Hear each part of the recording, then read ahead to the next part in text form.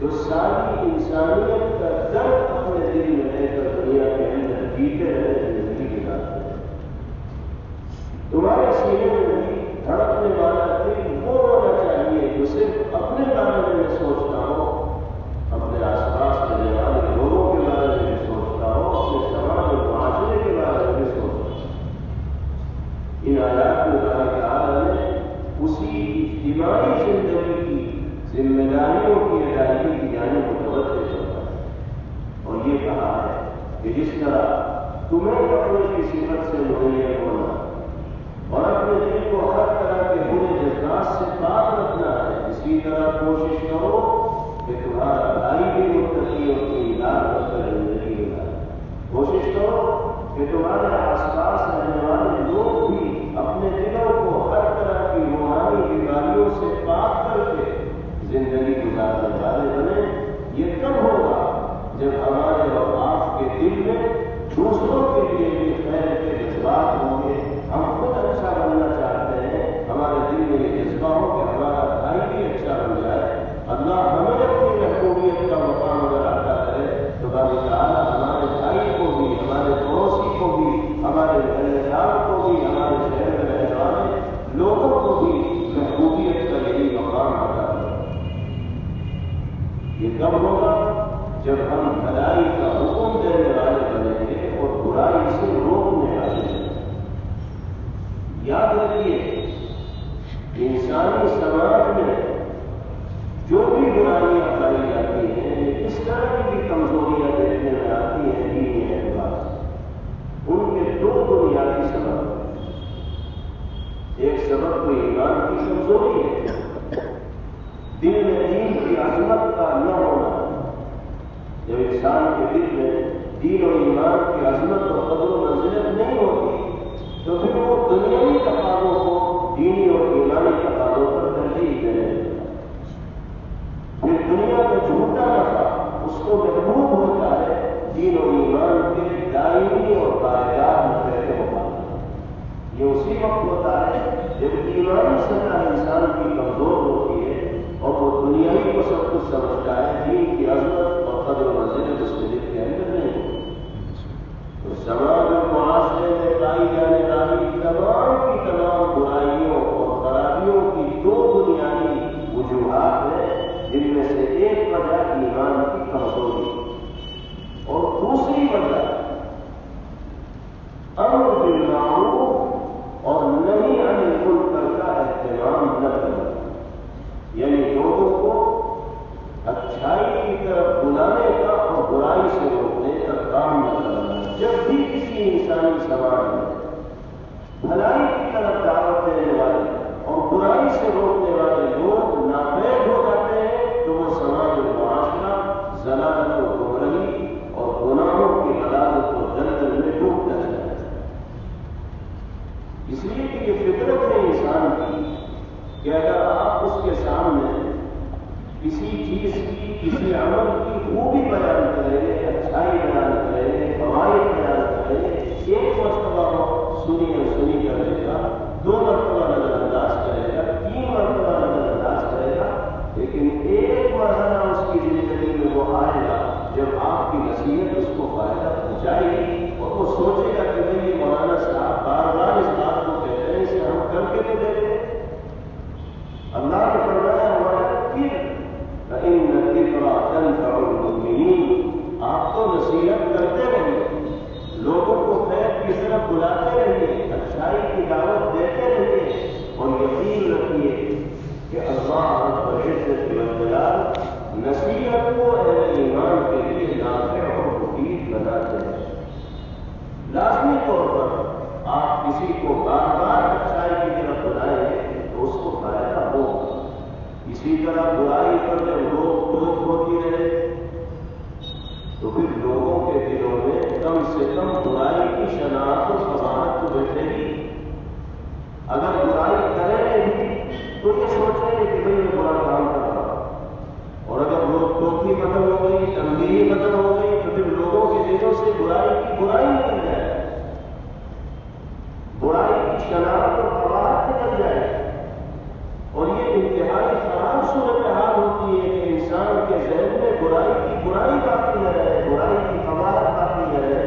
آدمی برے کو برا نہیں سمجھے گا تو پھر وہ کبھی برے سے بچے گا نہیں۔ بچنے کی توفیق اسی وقت ہوگی جب وہ برائی کو برائی سمجھے گا۔ تو کسی بھی سماج اور معاشرے میں پائی جانے والی برائیوں کی جو دو بنیادی وجوہات ہیں ان میں سے ایک وجہ ایمان کی کمزوری ہے اور دوسری وجہ اس سماج اور معاشرے میں خیر کی طرف بلانے والے اور شر سے روکنے والے لوگوں کا نہ ہونا۔ ہمیں بھی اگر اپنے آپ کو اچھائیوں سے آراستہ کرنا اور اپنے سماج اور معاشرے کو اللہ کا محبوب بنانا تو نمبر ایک ایمان کی عظمت اپنے دل کے اندر پیدا کرنی ہوگی اور دینی اور ایمانی تقاضوں کو تمام تقاضوں پر ترجیح دینی ہوگی۔ نمبر دو امر بالمعروف اور نہی عن المنکر کا فریضہ انجام دینا ہوگا، لوگوں کو اچھائی کی دعوت دینی ہوگی اور برائی سے روکنا ہوگا۔ یہ کام صرف مدرسے میں خدمت کرنے والے اساتذہ کا یا علماء کا نہیں، مسجدوں میں امامت کرنے والے ائمہ کا نہیں، بلکہ ہر ذی علم کی اور پیغمبر علیہ الصلوۃ والسلام کے امتی کی یہ ذمہ داری ہے کہ قرآن و حدیث کی روشنی میں جو اچھی باتیں اس کے سامنے آئی ہیں وہ اپنے بھائیوں کو بھی ان اچھی باتوں کی جانب لانے کی کوشش کرے اور جن برائیوں کو اللہ اور اس کے حبیب صلی اللہ علیہ وسلم نے بتایا ہے ان برائیوں سے وہ اپنے آپ کو بھی بچائے، اپنے گھر والوں کو بھی بچائے، اپنے سماج اور معاشرے کے لوگوں کو بھی بچائے۔ نبی کریم علیہ الصلوۃ والسلام نے کیا فرمایا؟ کلکم راع وکلکم مسئول عن رعیتہ، تم سب کے سب چروالے ہو، یعنی تم سب کے سب نگراں ہو، تم سب کے سب ذمہ دار ہو۔ کسی کی ذمہ داری چھوٹی ہے، کسی کی ذمہ داری بڑی ہے، گھر کا تو ہر آدمی اپنے ذمہ دار ہے ہی، اور یاد رکھو تم میں سے ہر شخص سے اس کی رعایا اور ماتحتوں کے متعلق سوال کیا جائے گا۔ اگر تم پاک ہو تو اللہ کی بارگاہ میں حاضری کے وقت یہ سوال ہوگا کہ تم نے اپنے بچوں کی تربیت کیسے کی، اپنی بیوی کی تربیت کس انداز میں کی ہے۔ تم ماں ہو تو تم سے سوال ہوگا کہ تم نے اپنے بچوں کی نشو و نما اور پرورش کی تربیت کس انداز میں کی ہے۔ کسی بھی حیثیت سے انسان ذمہ دار ہوگا تو اللہ کی بارگاہ میں حاضری کے وقت اس سے سوال ہوگا کہ اس نے اپنے ماتحتوں کے دین و ایمان کے تحفظ کی کیا فکر کی۔ اس کے علاوہ ہر سماج و معاشرے میں ایک ایسا طبقہ بھی ہونا چاہیے، ایک ایسی جماعت بھی ہونی چاہیے، کچھ ایسے لوگ ہونے چاہیے جنہوں نے امر بالمعروف اور نہی عن المنکر کو اپنا اوڑھنا اور بچھونا بنا، جنہوں نے اپنی زندگی کا مشن اسی کام کو بنایا، اور ایسے لوگوں کا بھی ہونا ضروری ہے،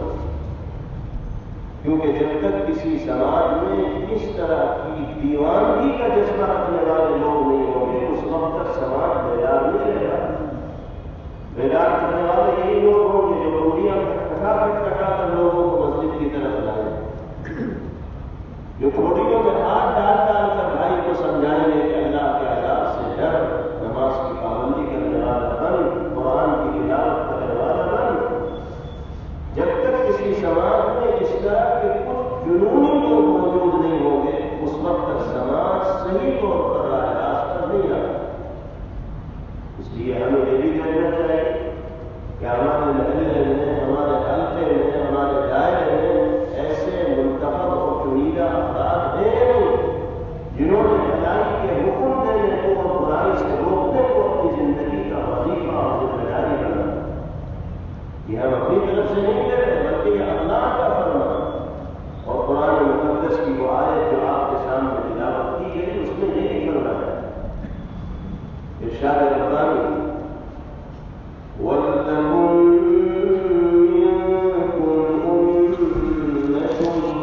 يَدْعُونَ إِلَى الْخَيْرِ وَيَأْمُرُونَ بِالْمَعْرُوفِ وَيَنْهَوْنَ عَنِ الْمُنكَرِ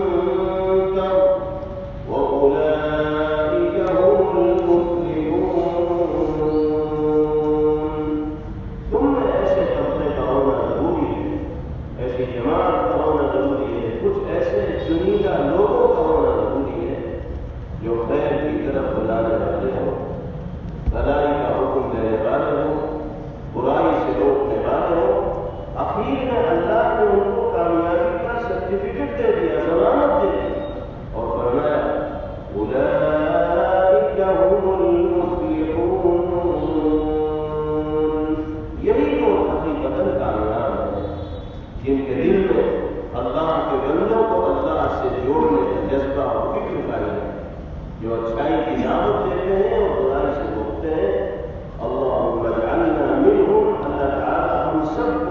کسی منتخب کرتے میں شامل کرنا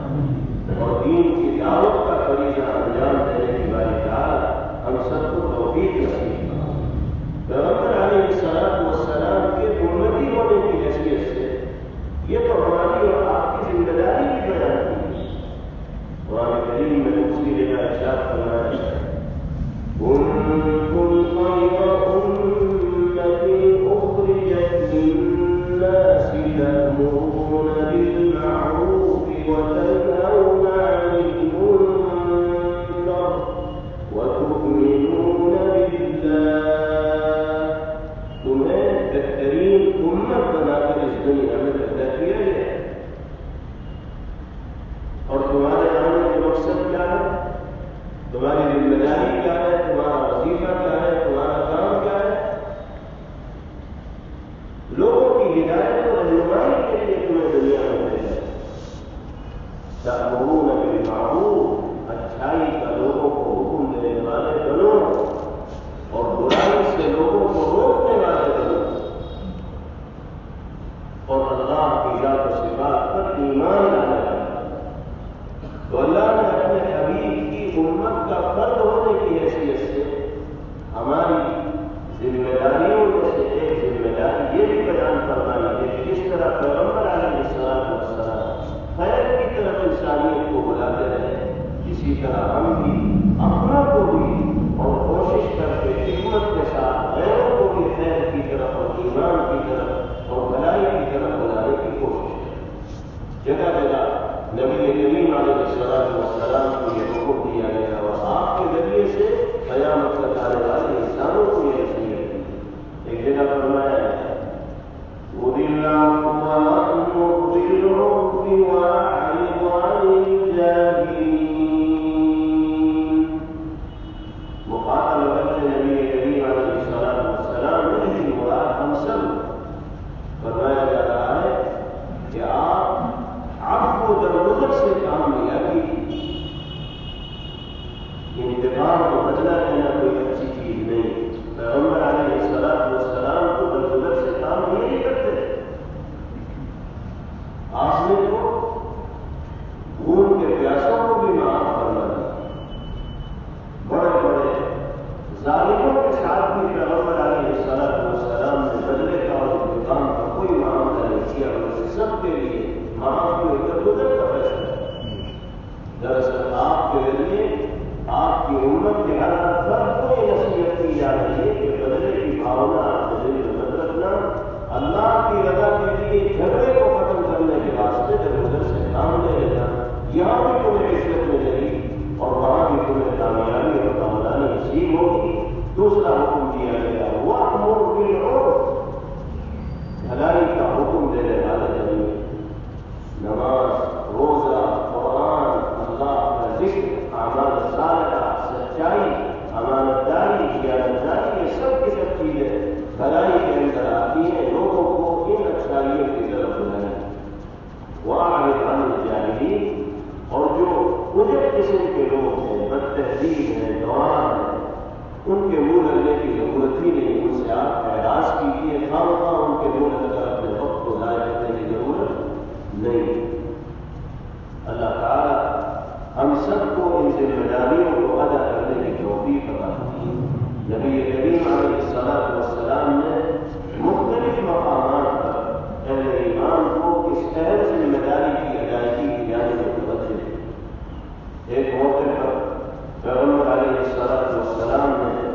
صحابہ کرام رضوان اللہ علیہم اجمعین کو نصیحت کرتے ہوئے فرمایا ایاکم والجلوس فی الطرقات۔ دیکھو راستوں میں، یہ راستوں کے کنارے چوپال نہ لگایا، راستے بیٹھنے کے لیے نہیں ہوتے، راستے چلنے کے لیے ہوتے ہیں۔ تم اگر وہاں کرسیاں بچھا کر بیٹھ جاؤ گے تو راہگیروں کو دقت و دشواری ہوگی، تو راستے کو تنگ کرو گے۔ اس لیے نہ راستے میں بیٹھو اور نہ راستے کے کنارے چوپالے سے جاؤ، اپنے گھر کے اندر بیٹھو، باہر کو بیٹھو۔ یہ ایک نصیحت ہے اور یہ ایک الگ موضوع جس پر بہت تفصیلی گفتگو کی جا سکتی۔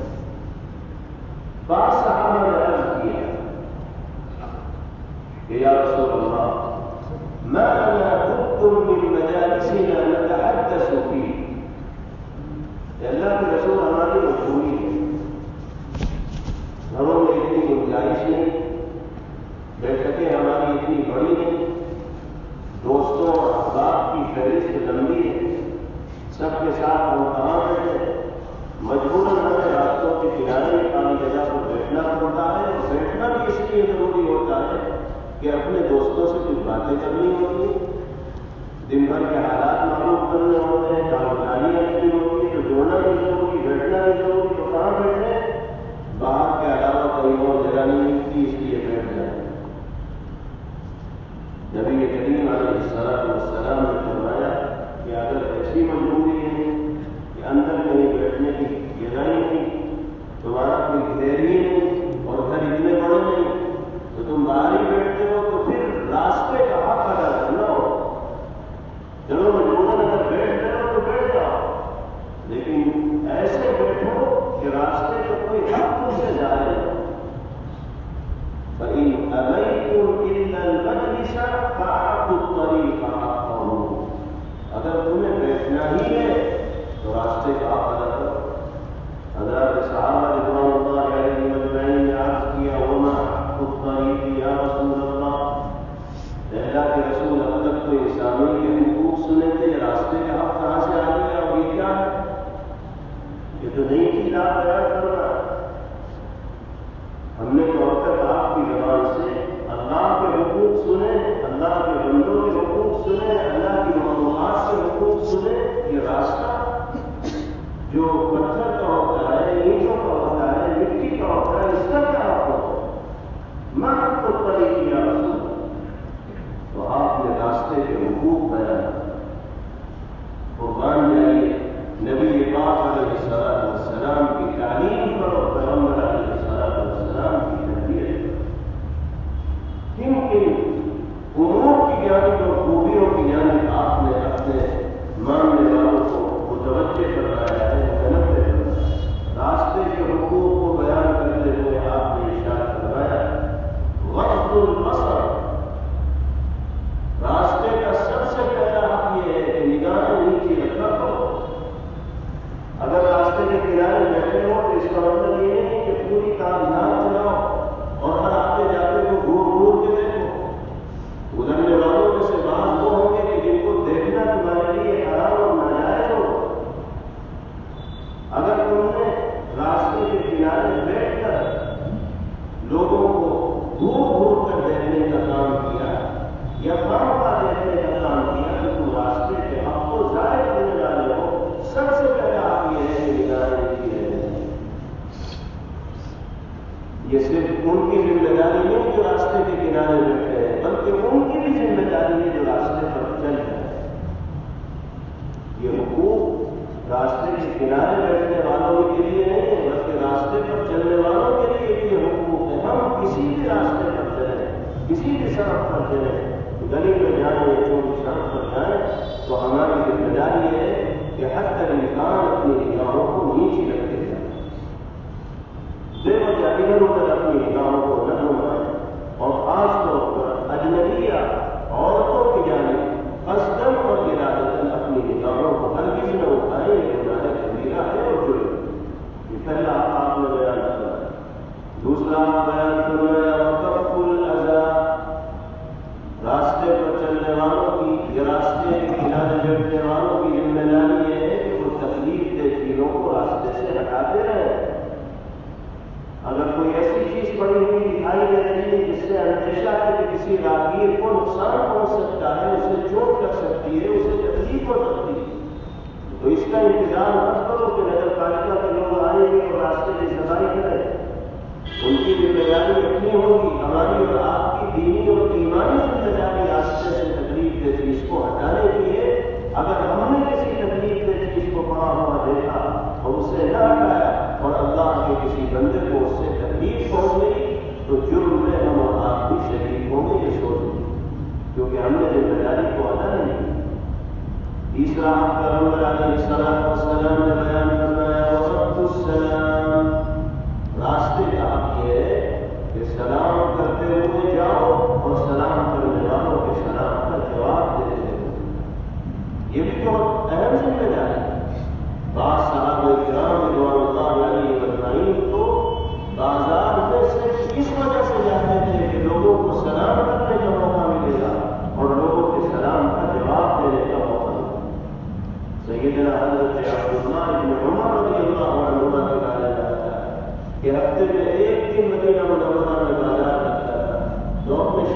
کو ساتھ لے کر تشریف لے جاتے تھے، ایک طرف سے جاتے تھے دوسری طرف سے واپس آ جاتے تھے، نہ کوئی چیز خریدتے تھے نہ بیچتے تھے۔ شاگرد نے پوچھا کہ حضرت کیا وجہ ہے، آپ بازار آتے ہیں اور واپس چلے جاتے ہیں، کچھ دینا نہ دینا، مجھے بھی ساتھ لے آتے ہیں، کیوں آپ سے نہیں بتاتے؟ تو فرمایا کرتے تھے کہ ہفتے بھر لوگوں سے ملاقاتوں کا موقع زیادہ نہیں ملتا، بازار میں بہت سے لوگ اپنی ضرورت کے لیے آتے ہیں، تو یہاں آنے کی وجہ سے بہت سے کو سلام کرنے کا اور ان کے سلام کا جواب دینے کا موقع مل جاتا ہے، اور یہ دعا ہمیں نصیب ہو جاتی ہے۔ اس نیت سے بازار میں آیا جاتا ہے، تو بازار اور راستے کا حق یہ بھی ہے کہ سلام کیا جائے ایمان والوں کو اور سلام کا جواب دیا جائے۔ اور آخری حق نبی کریم علیہ الصلوۃ والسلام نے بیان فرمایا والامر بالمعروف والنهی عن المنکر۔ راستے کا ایک حق یہ بھی ہے کہ جہاں موقع ملے لوگوں کو اچھائی کا حکم دے دیا کرو اور برائی سے روک دیا کرو۔ بازار میں ہوتے ہوئے راستے سے گزرتے ہوئے تو مسجد جا کر نماز تیار ہے، ایمان والے بھائی تمہیں مسجد کے دروازے پر ادھر ادھر بیکار کے کاموں میں مشغول دکھائی دے رہے ہیں، کم از کم ان کو نماز کی دعوت دیتے ہوئے چلے جائیں، نرمی کے ساتھ کہتے کہ بھائی نماز کا وقت ہو گیا ہے، اب یہ کام دام بند کرو، اللہ کی عبادت کے لیے مسجد کا رخ کرو۔ کم سے کم اس کی شرم تو آئے گی،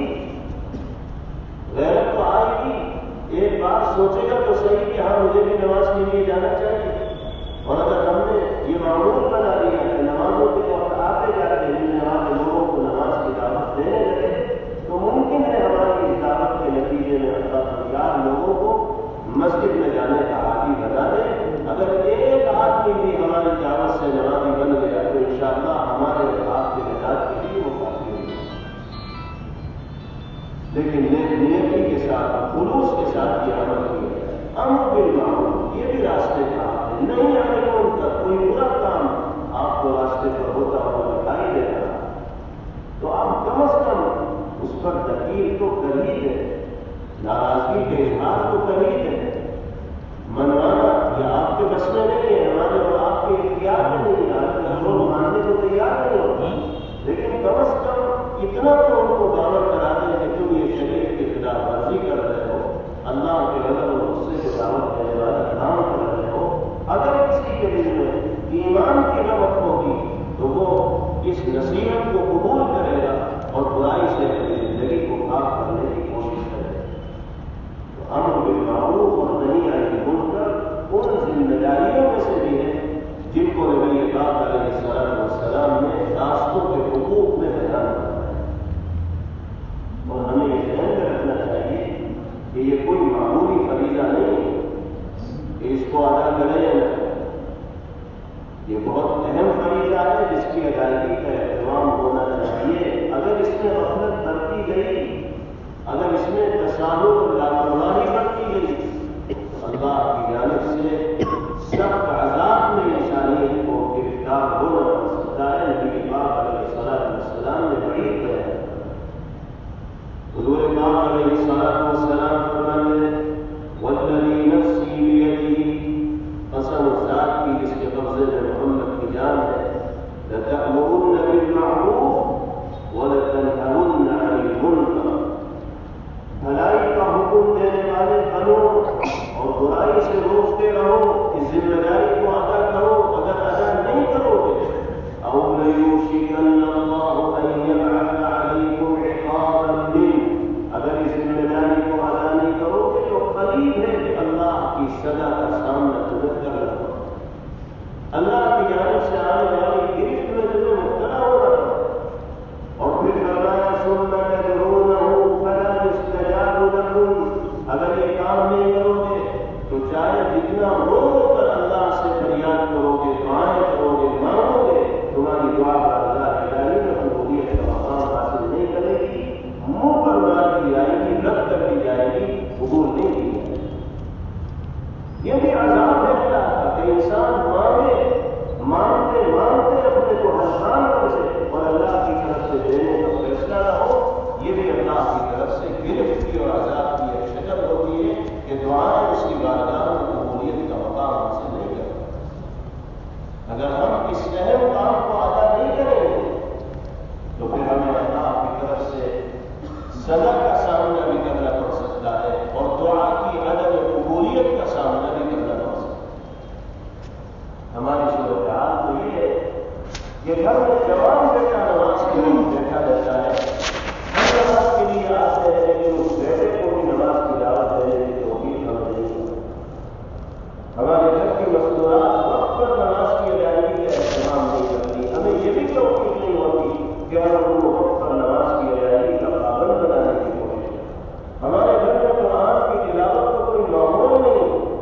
صبح دیر تک سو کر اٹھنے کا مزاج ہے، ہمیں توفیق دے دیتا ہے تلاوت کی، تو ہم یہ کوشش نہیں کرتے کہ ہماری دل کا ہر وقت روزانہ صبح سویرے اللہ کے کلام کی تلاوت کرنے والا بنے۔ یہ تو انفرادی ذمہ داری ہے جسے ہر انسان کو ادا کرنے کی کوشش کرنی ہے۔ آج کل تو صورتحال اتنی خراب ہو گئی ہے کہ لوگ بھلائی کی طرف دعوت دینے والے لوگوں کو اچھا نہیں سمجھتے، ہاں برائی کو عام کرنے والے لوگ سماج میں سینہ توڑا کر کے ڈھونڈتے ہیں اور خوب واقعہ بچاتے ہیں، شور بچاتے ہیں، لوگوں کو برائی کی طرف بلاتے ہیں۔ ہمیں بھی ان سے بڑی دلچسپی ہوتی ہے، ہم ان کی دعوتوں کو قبول کرتے ہیں اور برائی کے کاموں میں شریک ہوتے ہیں، لیکن اللہ کے جو نیک بندے اللہ کے دین پر عمل کرنے کی طرف بلانے والے ہوتے ہیں، ہمیں ان سے کوئی دلچسپی نہیں ہوتی، ہم ان کا کوئی وقت نہیں ہوتا، ہم ان کی بات پر کام نہیں کرتے، ان کو آتا دیکھتے ہیں تو راستہ بدل لیتے ہیں کہ ان کا تو بس ایک کام ہے مسجد میں جائے، ان کا تو بس ایک کام ہے قرآن کی دعوت ہے۔ یہ کام تو دنیا اور آخرت میں انسان کو سنوارنے والا مزاج ہمارے لیے خراب ہے۔ ایک موقع پر نبی کریم علیہ الصلوۃ والسلام نے ارشاد فرمایا کیف بکم اذا فسق فتیانکم وطغى نساؤکم، آپ نے فرمایا کہ تمہاری صورتحال کیسی ہو، دنیا میں کیا حالات ہوں جب نوجوان بے راہ رو ہو جائیں، نوجوان لڑکے راستہ بھٹک جائیں گے، فسق و فجور اور گناہوں کے اندر مبتلا ہوں گے، اور نوجوان لڑکیاں بھی شرعی حدود کو تجاوز کر چکی ہوں، وہ بھی زمانے کے رنگ میں رنگ کر زندگی گزار رہی ہوگی اور شریعت کے لبادے کو اتار کر انہیں دیا ہوگا۔ یہ اس زمانے میں پیغمبر علیہ الصلوۃ والسلام فرماتے ہیں کہ جب اس طرح کی بے راہی کا تصور نہیں کیا ہے، صحابہ کرام رضوان اللہ علیہ اجمعین نے جب باتیں آپ کی زبان سے سنی تو عرض کیا یا رسول اللہ وإن ذلك لكائن، اللہ کے رسول یہ آپ کیا فرما رہے ہیں؟ آپ کی باتیں یقیناً ہمارے دل میں اترتی ہیں اور ہم اس پر ایمان لاتے ہیں، یقین کرتے ہیں، لیکن یہ بات سمجھ میں نہیں آ رہی کہ ماحول اتنا خراب ہوگا کہ نوجوان فسق و فجور میں غرق ہوں گے اور لڑکیاں شرعی حدود کو بالکل پھیلا چکی ہوں۔ آپ نے فرمایا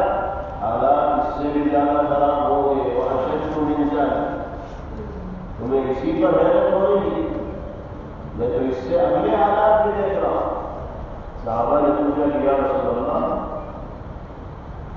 اور خرابی کیا ہوگی؟ آپ نے فرمایا کیف بکم اذا لم تأمروا بمعروف ولم تنهوا عن منکر،